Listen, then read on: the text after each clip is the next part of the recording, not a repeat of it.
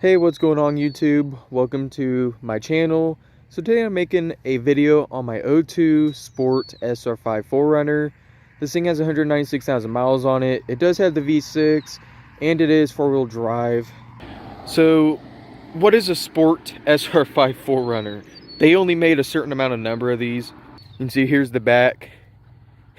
It's a pretty interesting little 4runner. Don't get me wrong about that at all. So they started making the 3rd gen 4runner back in '96, and they stopped making them in '02. But in '01, they came out with a specific 4runner.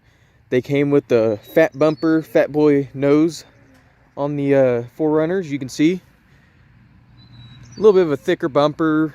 They gave you a different grille. They still gave you glass headlights, some extra fog lights down there, turn signals.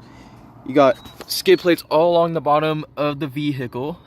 And you also got a hood scoop, which is really cool. I'm pretty sure these bug guards were just optional. I don't know if that came on all of these. And you got a little skirt that goes all around the vehicle. Looks kind of like the 4th gen 4runner, you know, in its common sense of fashion. You got these aluminum side steps, which are unbreakable, because I've gone rock crawling in these, and they act just like rock sliders. They don't bend, they don't do nothing, you know, bad. So you also get a Sport Edition badge on here, which looks pretty awesome. And you get the sport rims that come on the 4runner. And I don't know, correct me on this or not if you guys know much about these, but I'm pretty sure the taillights are different from the '96 models. Let me know. You got the luggage rack up there that can support up to, like, I think 400 or 500 pounds, something like that. You got the metal splitter that keeps the dust out from the back of your window when it rolls down. You'll see that later in the video. And I'm not lying, it is an sr5 4-wheel drive, has a tow hitch on it and everything. Alright, let's take a look at the engine bay. So this is the 34 V6. I think I mentioned that in the beginning of the video. But this thing is very clean under here. All the hoses, they're in good shape. A little bit of surface rust, but mind you, it is 22 years old. I mean, this thing is relatively very cool. Has the timing chain on here, and it's been changed, or actually it's a timing belt, not a timing chain. Correct me on that one. Got you a little Toyota logo right there stamped into the aluminum, and it is a good little throttle system on here. All right, let's go ahead and get into the interior. So the Sports, they are pretty much the same thing as the '96 on the interior. You did get a few other things added on, like, you know, center lock-in diff. You got a different little stereo system put in. I'm pretty sure even all this up here is different from the '96. And you got the bucket seats that hold you. Not like you're gonna have to go racing in this thing at all, but hey, it's nice to have. These door panels are relatively really nice. I've never had issues out of them. I mean, the dashes on these, they don't crack from what I've seen.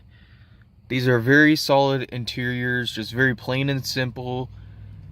Nothing goes wrong with these interiors. You got 4-wheel drive right here.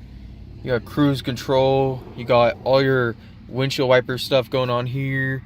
Fog lights, headlights, tail lights. You got your garage opener right here, and we got the sunroof. Mind you, these lights all still work. They're decently bright. You might be able to see them being turned off right there. On this side, you got a warning advisement. On this side, you got a mirror, which is really different because I wish my side had that. You got to grab your, you know, oh shit handle. And I think, no, you don't got them in the back like the 4th gens. You got the oh shit handle right here too, in case your passenger wants to kill you somehow, you know. Mine has the fast chargers at the bottom. I think they started that in '01 on the Sports. Mine does have the JBL system. One thing I did not know about these 4runners is you can open the center console right there. I think you can open it right here, which is awesome. You got some cubby space right here for your whatever you need to put in there. You got a glove box. I mean, there's a lot of room in here. We'll move on to the back seats. pretty much the same thing as the front seats. It's a fairly relaxed vehicle. There's not, I mean, it's not like a Sequoia in any means, but it's really just nice and compact. All right, let's open the back trunk. All right, so there's a little bit of stuff back here. But mind you, there's a lot of space back here. I have two 12s. In the box is a little bit over a foot. I want to show you all the frame on this thing. Yeah, the skid plate to the gas tank is a little, you know, destroyed. But other than that, there's no structural problems with this frame. I sprayed it down with a bunch of greaser and everything, and I'm trying to power blast it next.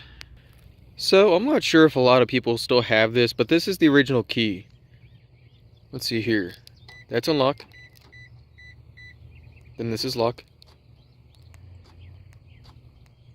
Which my driver switch where the locking and unlocking is, a little pull tab right here, if for some reason does not want to go down, I'm probably going to have to lubricate it. All right. Let's go ahead and start this thing. So let me move my camera here. So we got two keys actually. I started with the silver.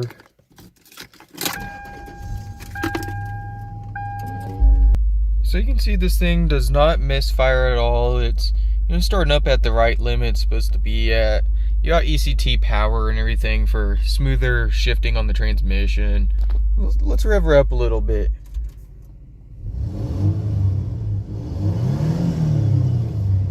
She's not a bad little vehicle at all. So this is her headlights. The fog lights don't work. I think they burnt out long ago. Tail lights work. Tag lights work. Go to the exhaust and listen to her. Not a bad little vehicle. And to prove that she's running really nice and healthy, there's no black smudge or nothing. She's a very good, healthy vehicle.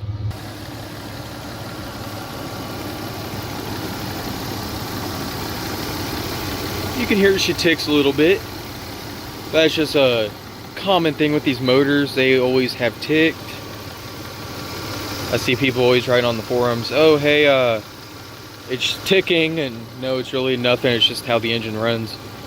All right, so I say let's go ahead and get my seatbelt on and take her for a drive and have a little bit of some quietness.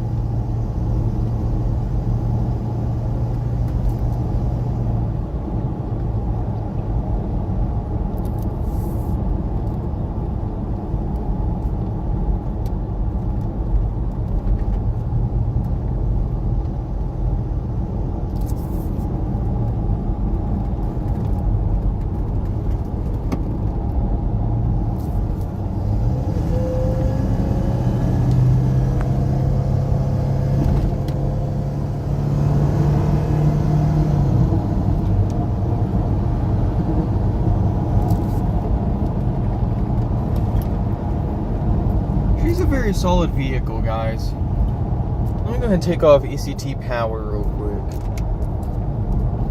So now it's just, you know, normally how you probably get it off the dealership lot.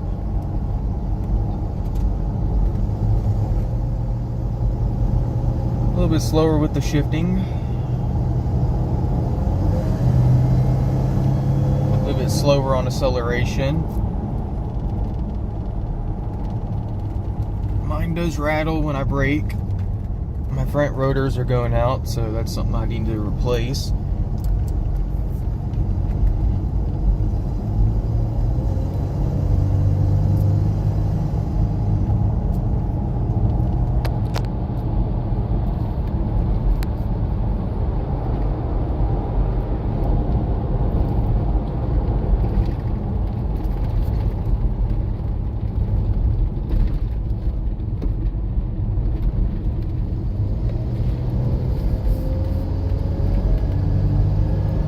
She gets up the speed pretty well. I mean, I'm not smashing on the throttle, I'm just barely on it.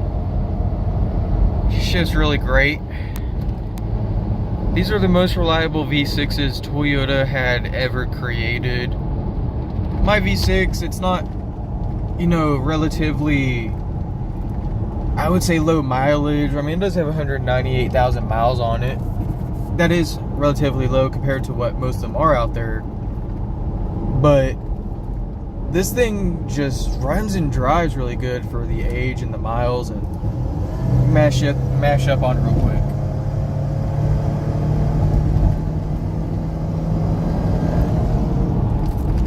You can see right here she takes corners pretty well. We're going 70 around a corner that we probably should not be going 70 around, but she doesn't feel like she wants to flip or anything. I mean, you know, not to say that was a relatively sharp corner. Not too bad. My shocks are a little shot. I'm actually putting in the shop tomorrow, and I'll be making another one of these videos after the shocks and the ball joints, brake lines, and a bunch of other stuff are replaced. Differential has a small leak on it though, due to someone before me hitting something with it. Not a bad little vehicle. Well guys, I hope you enjoyed this video. She's not a bad little vehicle. We'll do a little bit of off-roading with her in a second. Hold up. Let's see here. Show you guys how good the four-wheel drive works. So, here's a dirt road. Something that's fairly simple. Oh, yeah. She's a little different there.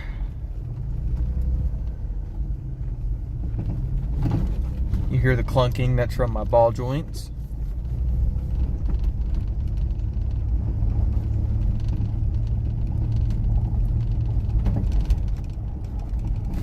Yeah, anyways guys, I will see y'all later. Have a great day.